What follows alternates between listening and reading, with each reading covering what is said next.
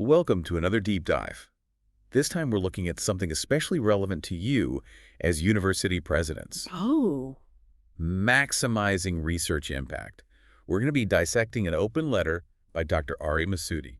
interesting. And who is that exactly? Well, he's a molecular biologist turned, get this, a deep tech marketing expert and serial entrepreneur. Wow, that's quite a resume. It is. And in this letter, he asks a really thought-provoking question. Are universities really empowering PhD graduates to become innovators and entrepreneurs? He sounds like he's going right for the heart of the issue there. Yeah, he doesn't hold back. His letter basically throws down a challenge to the status quo. He argues that universities need a complete rethink of how they approach tech transfer and PhD training. I see, so a real shakeup. What's his take? Well, one of his big suggestions is that 80% of PhD graduates should be encouraged to create startups. Whoa, 80%. That's a far cry from the usual postdoc route. It is a huge change. Mm-hmm. But I mean, when you really think about his arguments, it kind of makes sense. Okay, I'm all ears. He says this shift would lead to a surge in startup creation. Obviously, that'd be good for the economy. But he also argues it would actually boost the quality of research at universities. How so? His thinking is it'd create a more focused, impactful research landscape. Resources and mentorship would be targeted at those really committed to staying in academia. Makes sense. Less spread thin, more concentrated effort. Exactly. It's not just about churning out entrepreneurs for the sake of it. It's about making both research and startups thrive. Sounds promising, but how does he think this can actually happen? Well, before we get into that, I think we need a little context. Can you walk us through how most universities currently handle technology transfer? Sure. The traditional model centers around technology transfer offices. TTOs. Yep, those. They act as the middlemen between research happening in labs and any potential commercial uses. Ah, so they're the bridge between, those amazing discoveries and actual real-world impact. Exactly. But here's the thing. Dr. Masudi thinks this model is often inefficient. He says it misses a lot of opportunities. He uses this really striking analogy. He talks about discoveries sleeping in drawers. Wow, that's pretty evocative. Right. Think about all the groundbreaking research going on in your university right now. Not a lot. Yeah, but is it all being turned into real-world solutions? Or are some of those discoveries just, sitting there gathering dust, their potential completely untapped? Makes you think. And you've seen this yourself. In your experience, are there actually problems with university TTOs? Oh, absolutely. They often just don't have the capacity to do it all. Not enough staff, not always the right expertise. So they can't properly evaluate and commercialize every promising discovery. That's right. And even when they do find something truly groundbreaking, there's often a disconnect between the researchers and the business world. So the scientists don't really know how to play the business game. Right. And that's a big part of why Dr. Masudi thinks we need to incorporate business education into STEM PhD programs. Interesting. So he's saying that while brilliant in their fields, most scientists just lack the business know-how to really champion their work. Precisely. They might have an amazing invention, but they struggle to explain its value to investors or partners. It's not just about the science, it's about the sales pitch too. That's the idea. And that's where he suggests integrating business education into STEM PhD programs. He believes that if scientists had those fundamental business skills, tech transfer would be revolutionized. A whole new breed of scientist, equally at home, in the lab, and the boardroom. Exactly. But how exactly does he see that working? I mean, adding business courses to an already intense PhD. He proposes a pretty intriguing solution, a combined PhD MBA program. But not your run-of-the-mill MBA. It'd be tailor-made for STEM PhDs and focused entirely on tech startups. Ah, I see. So instead of learning about managing a big corporation, these students are learning the ins and outs of securing venture capital, building a minimum viable product, and all that. Precisely. Give them the specific tools and knowledge they need to turn their scientific discoveries into actual, viable businesses. Smart. But logistically, how would universities even go about setting up something like this? Well, he does acknowledge it'd take a pretty significant shift in thinking and resources. Sure. I mean, just getting faculty on board would be a challenge. Some professors might see business education as, taking away from the core purpose of research. Yeah, I can see that. And what about the students? Adding an MBA on top of a PhD is a lot. No doubt, it's a demanding workload. But he actually has a successful example to point to. The National University of Singapore has something similar in place. Oh, really? And it's working. It is. He even goes a step further, suggests universities could award a combined PhD MBA diploma. Just one piece of paper. Wow. What a statement that would make. Show the world that these graduates have both the deep scientific knowledge and the sharp business acumen to really drive innovation. It's definitely a compelling vision. This new generation of scientist entrepreneurs bridging the gap between academia and industry. Right. But get this, he doesn't stop there. He has another pretty radical proposal. And this one challenges the structure of PhD programs themselves. Okay, now I'm really intrigued. What's he suggesting? Well, you know how the current system usually requires a master's degree before entering a PhD? Yeah. He thinks it's unnecessarily long and potentially wastes time. So what, jump straight from a bachelor's to a PhD? That's exactly what he proposes, a much faster track. But wouldn't that leave him unprepared? Well, his idea is to create a specific combined master's PhD track for these high achievers. Interesting. They'd simultaneously pursue master's level coursework in their chosen STEM field, their doctoral research, and that specialized MBA in tech entrepreneurship. Wow, so it's like a triple threat program. Sounds incredibly intense. His point is, time is precious. Streamline the process, give them all the scientific and business skills they need. That way, we can produce a generation ready to tackle big challenges and at an even younger age. He's not just tweaking PhD programs, he's reimagining higher education. Bold vision. I'm ready to explore it further. Bold is right. But it all comes back to his core point that universities need to evolve to keep up with the 21st century. He's basically saying, hey, if we want our research to have an actual impact, we need to stop clinging to these outdated models. That's a good point. I mean, just imagine what higher education would look like if these proposals actually happened. It's exciting to think about, right? A world where universities aren't just places of learning, but true engines of innovation, contributing to the economy, to progress, to everything. A world where PhD grads aren't just publishing papers, but building companies, creating jobs, tackling the world's biggest issues. That's the vision. But of course, any major change comes with, well, challenges. And Dr. Masudi doesn't pretend otherwise. He acknowledges that some people will push back, especially those who see this whole entrepreneurship thing as a distraction from, pure research and scholarship. He does. It's a valid concern. But I think his argument is that it doesn't have to be one or the other. We can have rigorous scientific research and a thriving entrepreneurial scene all within academia. It's about finding that balance where both can flourish. Exactly. And remembering that entrepreneurship isn't just about, starting a company. It's about problem solving. It's about innovation. It's about being willing to challenge the way things are. Those are valuable skills for any PhD, no matter what career path they choose. Makes sense. Thinking back to your own experience in academia, do you think it's possible to encourage this kind of entrepreneurial mindset without, sacrificing the integrity of scientific research? I absolutely do. It all starts with creating a culture that values both. Give students opportunities to explore entrepreneurship, through workshops, mentorship programs, even just inviting successful entrepreneurs to speak on campus. So it's not just about changing what they learn in class, but about a broader cultural shift. Exactly. And that shift has to start from the top down. University presidents have a huge role to play in setting the tone. They need to create an environment where both scholarship and entrepreneurship can flourish. Which brings us back to Dr. Masudi's letter. It's a direct call to action for university presidents. It is. He's urging them to be the catalysts for change. And it's a call worth listening to. The potential benefits for universities, for PhDs, for society as a whole, they're just too big to ignore. I agree. Okay, so let's shift gears a bit and get into some of the practical stuff.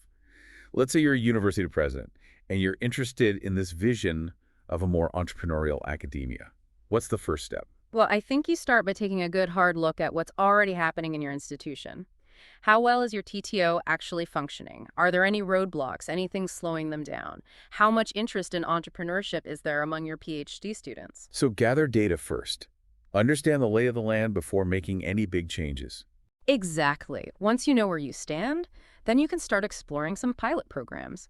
Maybe offer a workshop on the basics of business for STEM PhD students, or connect with a local venture capitalist to set up a mentorship program. Start small. Test the water, see what works. Right. And don't be afraid to experiment a little. There's no one-size-fits-all here. Every university needs to find its own way to integrate entrepreneurship into its own specific culture and mission. Now, one of the more, let's say, controversial points that Dr. Masudi makes is his suggestion that 80% of PhD graduates should be creating startups. Some people might say that's just not realistic. What do you think? It's definitely bold, and it's sure to spark debate. But remember, he's not saying every single PhD grad needs to become a CEO. So it's not about forcing everyone into the startup mold. It's about giving them more options, Right. It's about making entrepreneurship a viable, even attractive career path for those who are interested. which all comes back to changing perceptions, fostering a culture that values both scientific rigor and entrepreneurial drive. Absolutely. It's about creating a win-win. Universities maximize their research impact, PhD grads get to pursue fulfilling careers, and society benefits from their work. It's a compelling vision, and I think Dr. Masoudi's letter does a great job of putting these issues front and center. But let's be practical. Implementing these changes would require a real commitment from universities, both financially and in terms of embracing a new way of thinking. Oh, absolutely. And that's where university leadership comes in. It takes courage to challenge the status quo, it takes vision to see the potential, and it takes commitment to make it all happen. It's about leading by example, showing your faculty and students that you're serious about fostering innovation and entrepreneurship. Exactly. This isn't just a trend that's going to fade away. This is a fundamental shift that's changing the relationship between academia and the world. It's about universities stepping up and taking a more active role in shaping the future. Precisely. And Dr. Masoudi's letter is a great reminder of the incredible potential that universities have to drive innovation and create positive change. Okay, so let's talk about how this would actually affect the students themselves. If universities adopted these proposals, what kind of changes would PhD students actually experience? I think one of the biggest changes would be in their mindset. They'd stop seeing their PhD as just a stepping stone to an academic career and start seeing it as a platform for launching their own ventures, making a real-world impact with their research. So it's about giving them the power to see themselves as more than just researchers. They could be entrepreneurs, innovators, anything. Exactly. And that shift in mindset would come with a whole new set of skills and knowledge. They'd be learning about business models, marketing strategies, intellectual property, all the essentials of building a successful company. That's quite a change from the traditional PhD experience. It is, but it's a change we need if we want PhD programs to reach their full potential. Now, some might say that this focus on entrepreneurship could lead to, I don't know, prioritizing commercial success over scientific rigor. What are your thoughts on that? It's a fair point, but I think it's a false dichotomy. You mean it doesn't have to be one or the other? Right. We can have both. Encourage entrepreneurship without sacrificing scientific integrity. In fact, I'd argue that the two can actually work together. How so? Well, if a PhD student is thinking about the real-world applications of their research from the get-go, it might lead them to ask different questions, approach their work in new ways. So it's not about lowering scientific standards, it's about broadening their perspective. Precisely. And it's about recognizing that often the most groundbreaking discoveries have the potential to make a real impact on the world. And that impact might be even greater if those discoveries are guided by an entrepreneurial mindset. Exactly. It's about closing that gap between academia and industry, between the lab and the real world. Creating a smoother path for taking scientific discoveries and turning them into real benefits for society. Right. And it's about giving PhD grads the skills and knowledge they need to navigate that path. Okay, so let's address the elephant in the room: funding. Implementing these changes, especially on a large scale, would take a serious financial investment from universities.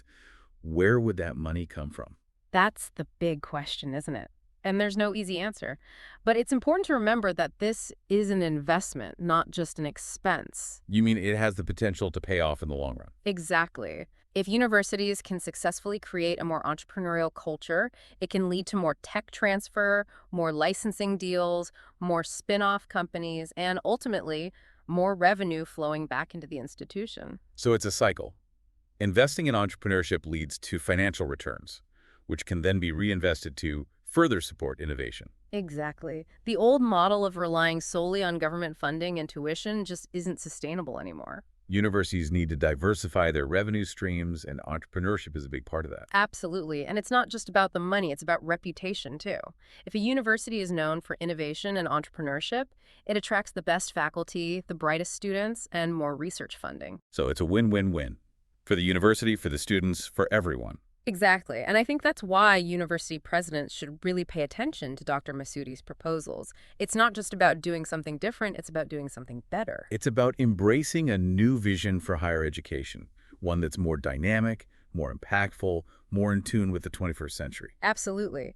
And it's about recognizing that universities have a crucial role to play in shaping that future.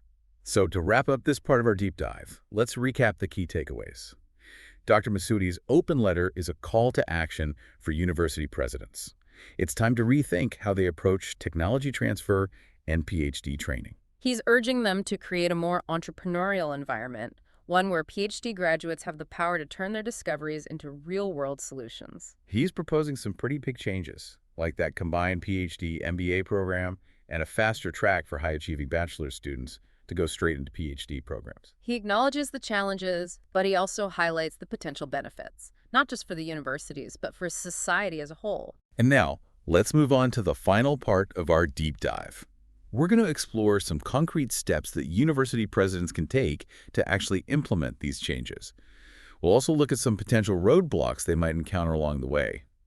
Okay, so we've talked a lot about Dr. Masudi's vision for a more entrepreneurial academia. But let's get practical. If you're a university president and you're on board with this, where do you actually start? Well, it's a big question, and I think the first thing to realize is there's no magic formula, no single solution that'll work for everyone. Every university is different. Different culture, different strengths, different challenges. So it's about finding the right approach for your specific university. Exactly. But there are some general guidelines, and the most important one, I think, is to involve everyone. Faculty, students, alumni, industry partners, even the local community. Get everyone on the same page, moving in the same direction. Right, because there's going to be pushback. Let's be honest. Some faculty might see entrepreneurship as a threat, like it's undermining the core values of academia. Sure.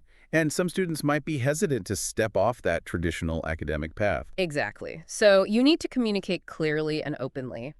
Explain why this change is happening, what the benefits are, and address those concerns head on. It also helps to show examples of other universities where this has worked, where they've successfully brought in entrepreneurship. Well, Dr. Masudi mentions the National University of Singapore as a good model. What can other universities learn from them? NUS has really been a leader in this area. They've built this whole entrepreneurial ecosystem, dedicated programs, incubators, even their own venture capital funds to support student startups. Wow, that's impressive. And they've built strong relationships with industry, so students have access to real-world mentors and networks. It's not just about setting up a program or two, it's about a whole support system. Exactly. And they've created this culture where it's okay to fail, where failure is seen as a learning experience, not a black mark. That's crucial, right? Yeah. Entrepreneurship is all about taking risks. And students need to know they can take those risks without, ruining their academic careers. Absolutely. Now, the other big thing is resources. We can't avoid that.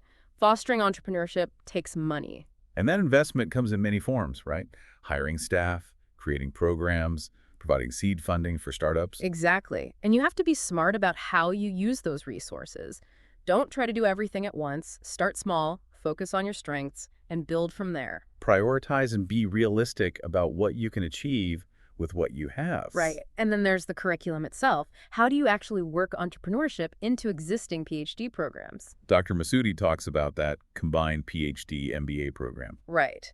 And while that might not be possible for every university, there are other ways to bring in those business fundamentals, offer workshops on things like intellectual property, market analysis, fundraising, maybe even a dedicated course on commercializing technology. So find ways to introduce those key concepts without making everyone get a full MBA. Exactly. And remember, the goal isn't to turn every PhD grad into a CEO. It's about giving them the skills and the mindset to make a difference, whether they go into academia, join a company, or start their own thing. Give them more options. Let them choose their own path. Exactly. That's what Dr. Masudi's vision is all about. Recognizing the huge potential of PhD grads to be drivers of innovation. Empowering them to be more than researchers. They can be problem solvers, innovators, leaders. And it's about universities taking on a bigger role in shaping the future. So as we wrap up this deep dive, here's something to think about. Imagine what could happen if universities really embraced this vision. The breakthroughs, the innovations, the solutions that could come from empowering those amazing scientific minds to turn their discoveries into something real. It's a future worth working towards. And it all starts with the choices that university presidents make. That's right. And that wraps up our look at Dr. Masudi's call to action for University presidents. We've explored his ideas for rethinking technology transfer and PhD training, and we've talked about some practical ways to make this vision a reality. Thanks for joining us.